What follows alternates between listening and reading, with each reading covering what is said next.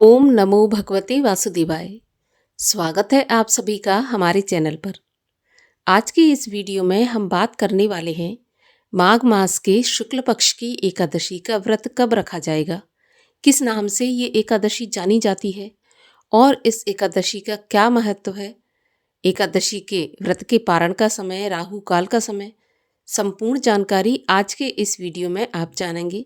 तो वीडियो को अंत तक अवश्य देखिए और अगर जानकारी आपके लिए उपयोगी हो तो औरों के लिए भी शेयर करिए। साथ ही साथ चैनल को सब्सक्राइब करके बेल आइकन पर क्लिक भी अवश्य कर लीजिए।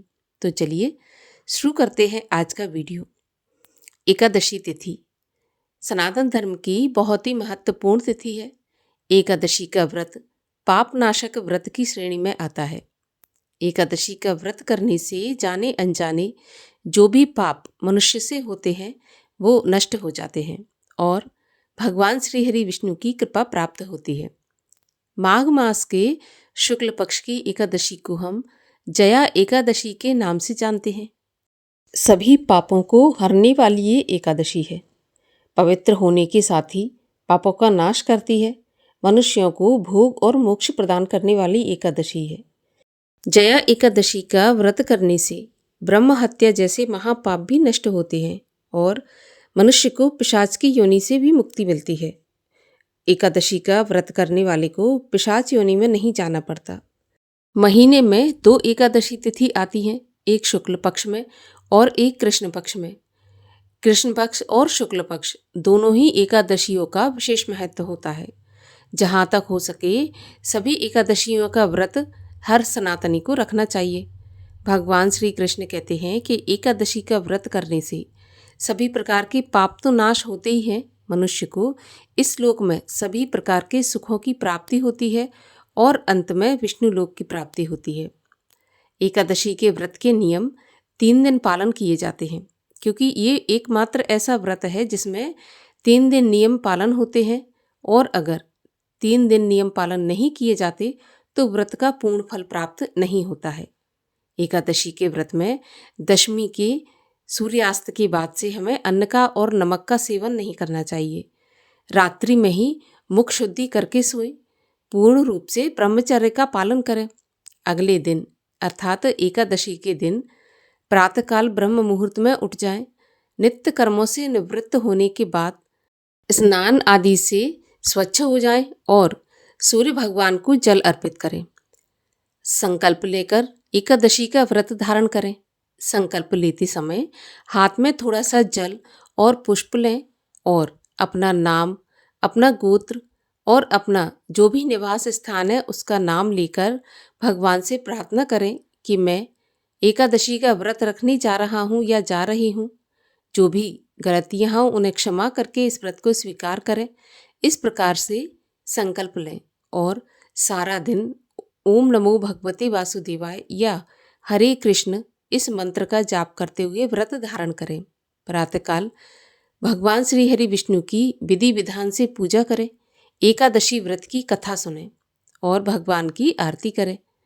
इसके बाद व्रत रखते हुए संध्या को एक बार फिर से संध्या वंदन करके रात्रि जागरण करें।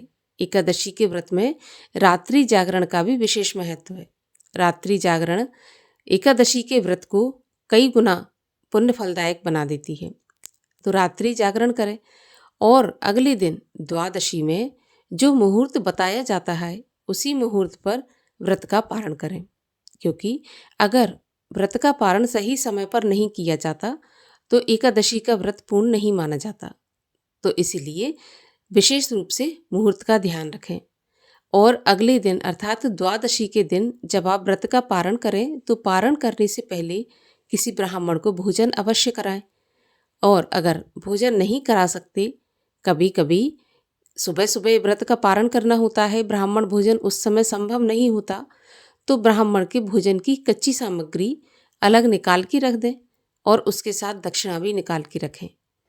तब अपने व्रत का पारण करें।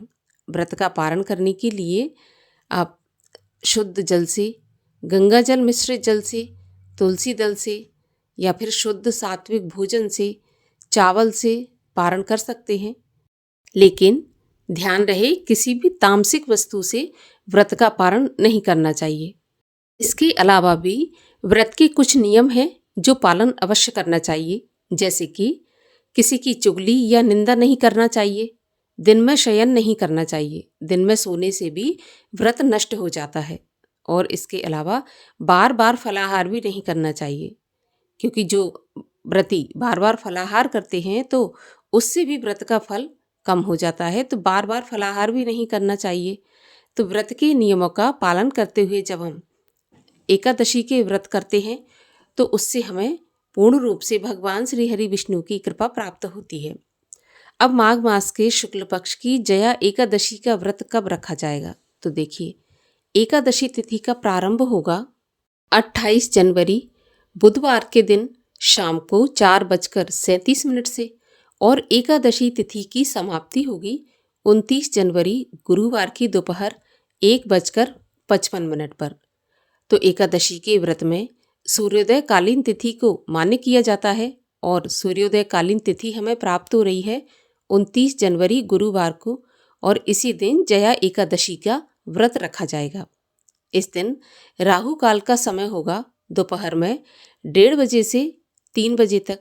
राहु काल के समय में कोई भी शुभ काम या नया काम शुरू नहीं करना चाहिए, क्योंकि ये शुभ फलदायी नहीं होता है।